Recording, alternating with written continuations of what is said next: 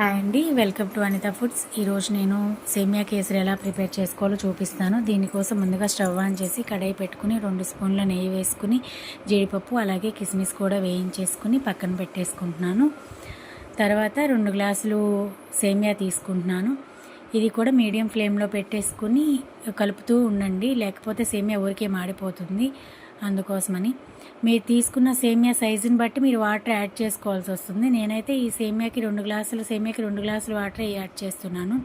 ఆ వాటర్లో సేమియా మొత్తం ఉడికిపోయిన తర్వాత 1.5 గ్లాసు పంచదార వేస్తున్నాను. ఒకవేళ మీకు స్వీట్ ఎక్కువ కావాలనుకుంటే కొద్దిగా ఎక్స్ట్రా పంచదార తీసుకోవచ్చు, నో ప్రాబ్లం.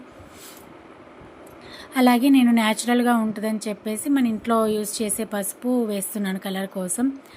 తర్వాత కొద్దిగా యాలకుల పొడి అలాగే కొద్దిగా సాల్ట్ వేస్తున్నాను. ఒక చిన్న కొంచెం చాలండి సాల్ట్ మాత్రం. అలాగే 2 స్పూన్ల నెయ్యి వేస్తున్నాను. అలాగే వేయించిన జీడిపప్పు కిస్మిస్ కూడా వేయించేసి ఇలాగ కలిపేస్తున్నాను అనమాట. మొత్తం డ్రై అయిపోవాలన్నమాట. దానిలో ఉన్న వాటర్ మొత్తం కూడా ఇలాగ డ్రై అయిపోయి ఇలాగ పొడి పొడిలాడుతూ చక్కగా వస్తుందండి.